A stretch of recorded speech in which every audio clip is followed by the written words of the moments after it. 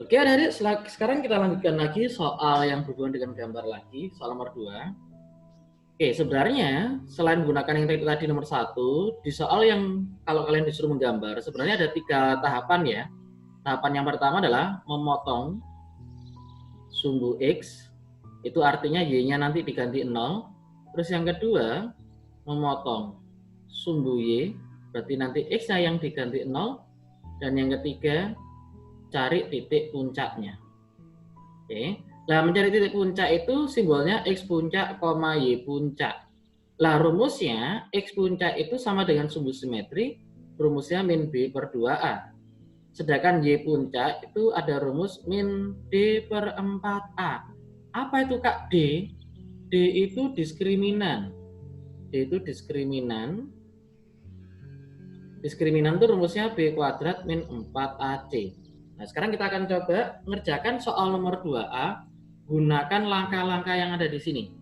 Jadi, yang pertama, memotong sumbu X. Berarti nanti Y-nya diganti 0.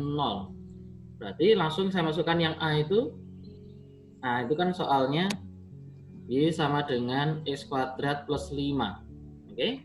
Jadi saya masukkan Y-nya 0. Jadi 0 sama dengan X kuadrat plus 5. Kalau 5-nya saya pindah ke kiri, berarti min 5 sama dengan X kuadrat. Kita disuruh mencari nilai X-nya berapa.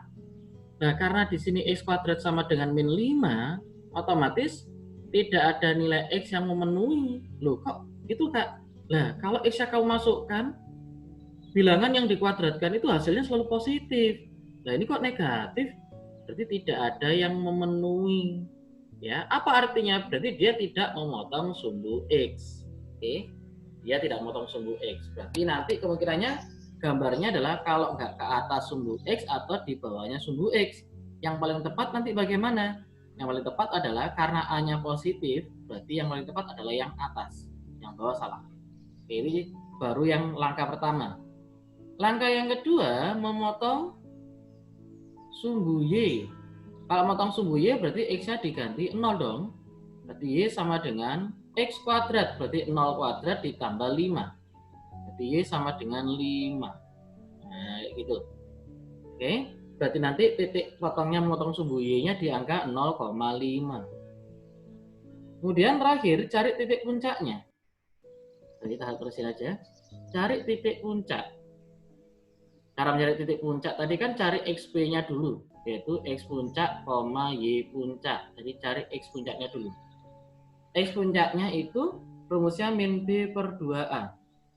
Di soalnya kan Y sama dengan X kuadrat plus 5. Berarti kita tahu bahwa A-nya itu 1, B-nya 0, C-nya 5. Kalau kalian sering ngerjakan, kalau B-nya 0, oke, maka ini mesti sumbu simetrinya mesti 0 nih. Jadi karena 0 per 2 kali A-nya 1. 0 dibagi berapapun hasilnya ya 0. Nah, berarti nanti sumbu simetrinya di X sama dengan 0. Oke. Nah, lanjut. Ada sumbu simetri, ada juga YP. Nah, YP itu kan tadi bisa pakai rumus yang di sini nih. Kalau misalkan kamu lupa mencari YP-nya itu bagaimana, gampangannya, kalau XP sudah ketemu 0, berarti XP-nya dimasukkan ke fungsi mula-mula. Ulangi lagi, kalau XP-nya sama dengan 0, maka nanti dimasukkan ke mula-mula. Berarti ya 0 kuadrat tambah 5. Berarti YP-nya nanti ketemu 5. Berarti titik puncaknya adalah di 0,5. Nah, oke. Di titik puncak ini biasanya ada juga namanya titik puncak maksimum atau minimum. Karena gambarnya posisi ke atas begini, berarti namanya adalah titik puncak minimum. Oke, gambarnya bagaimana Kak cek sekarang? Gambarnya ini sumbu X, terus di sini sumbu Y. Tadi yang pertama dia tidak motong sumbu X sama sekali. Oke, berarti tidak motong sumbu X sama sekali.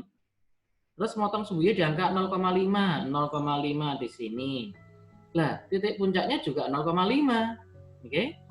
Dengan sumbu simetri X sama dengan 0. Sumbu simetri X sama dengan 0 itu berarti yang angka 0 X-nya itu pas di sumbu Y-nya.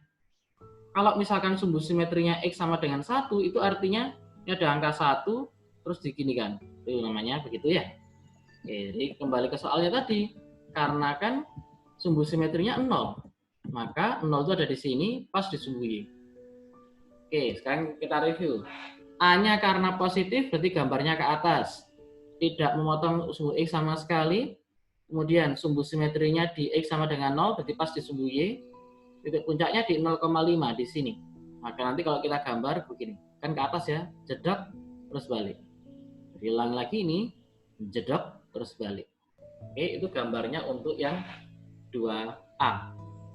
Sebenarnya untuk mengerjakan 2A ini kalau kalian nggak mau pakai cara yang panjang-panjang, ya kalau nggak mau pakai cara panjang-panjang banget, maka sebentar ini saya hapus dulu.